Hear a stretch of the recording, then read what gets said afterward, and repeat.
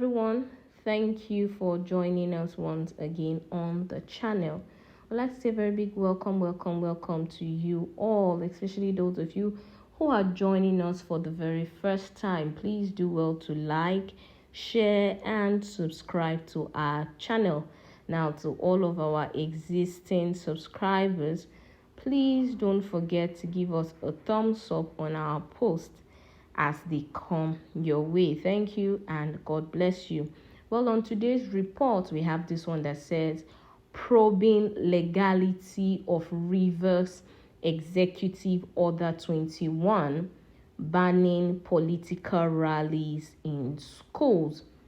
Now, the Rivers State government has announced the harsh sanctions for violators of Executive Order 21, which requires anyone holding political rallies in Rivers State to seek state approval through the Commissioner for Education at least 2 weeks before such a rally, in an application that must be accompanied with a non-refundable fee of 5 million naira. Now, Governor Nyesom Wike had, during a broadcast to the state, unveiled the Executive Order 21 and enjoined political parties and candidates standing for election in 2023 to avoid acts or conducts that could instigate political tensions in the state. Now, he emphasized that the prevailing atmosphere of peace and security in the state will not be compromised. According to him, as campaigns for the 2023 general elections began, political parties and their candidates need to be reminded of their legal responsibility to foster an enabling civic environment for peaceful campaigns and elections. He said, "We clearly respect and guarantee the rights of all the political parties, their candidates, and their supporters to unfettered political campaigning throughout the state. We cherish this sustained atmosphere of peace and security in our state and would therefore count on the cooperation of the political parties and their candidates to ensure that Rivers State remains peaceful and secure for everyone to go about with ease or a legitimate endeavors." Now, Wike pointed out that as a government, enormous time, effort, and resources have been spent to achieve and sustain the prevailing peace and security across the state.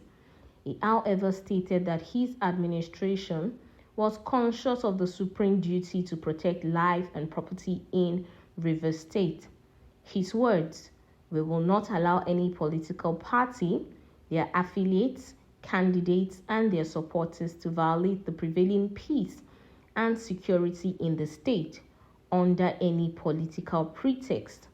Let me therefore enjoin all the political parties and candidates standing in the 2023 general elections to avoid any act or conduct that could instigate political tensions and ignite flames of election violence in the state or any part thereof."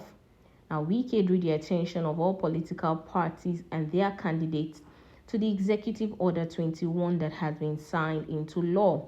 He said that the order specifically prohibits the use of public school buildings and premises for political rallies without prior permission from the Commissioner of Education. Now, for the avoidance of that, the use of public school buildings, structures, and premises for political rallies is lawful only when there is compliance with the following conditions. 1. Obtaining permission from the Commissioner of Education not less than 2 weeks before the date of the rally. 2. Paying a non-refundable security fee of 5 million naira only he declared.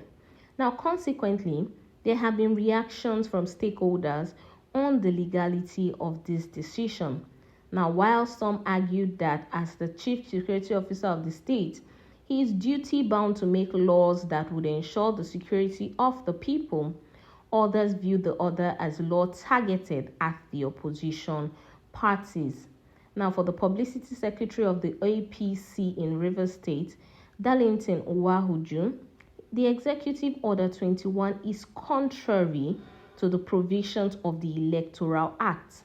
He said, "We view the so-called order as going against the provisions of Section 91 of the Electoral Act 2022 as amended, and a violation of the right to freedom of association as guaranteed by Section 40 of the 1999 Constitution as amended. The Executive Order 21 is a hand grenade executive decree targeting to emasculate the opposition and stop the opposition from selling their manifestos to the people of Rivers State." Now, apart from the restricting order, the proprietors of hotels and event centers have been forbidden from using their facilities for any kind of political meetings, including press conferences. Now, according to Ekenga Felix, a lawyer, banning political rallies in school is illegal and unconstitutional as the Constitution allows freedom of association. According to him, the order cannot override the provision of Chapter 4 of the Constitution that permits freedom of association. Now, he insists that the order amounts to curtailing the right to freedom of association. Now, a lawyer, Ugo Chikwe, maintained that the right to peaceful assembly is guaranteed under the 1999 Constitution of Nigeria. However, acknowledged that some rights must be observed in line with relevant laws of the state. Now, political rallies at schools, while the school is not in session, he said, will not interrupt the educational activities of the school. According to him, if such rallies are done when education activities are not in session, like weekends, then the ban contravenes the position of the law. The law is very clear that all Nigerians are free to assemble anywhere, even in schools, he said, adding that the Supreme Court has ruled that executive orders are not laws. He therefore said that the so-called Executive Order 21 is null and void for any purpose. Chikwe said it is illegal and a form of executive recklessness for a governor to use the medium to oppress his political opponents, adding that it is an anti-democratic order which cannot stand when tested in a court of law. However, another lawyer, Christian, thinks differently. "I don't think the order is discriminatory against any political party. It wasn't a ban on campaigns, but only a guide to the use of the state's public school facilities," he explained. The lawyer, however, added that he disagrees with the aspect of condition of making the 5 million naira non-refundable. According to him, it ought to serve as a caution fee, which should be refundable subject to whether there is any damage to the facility used. I am equally doubtful whether in practical terms the same condition will be required of the PDP in the state, he wondered. Well, that's it on the details of today's report. Until we'll come your way next time with more news happenings, please do well to stay safe. Bye-bye.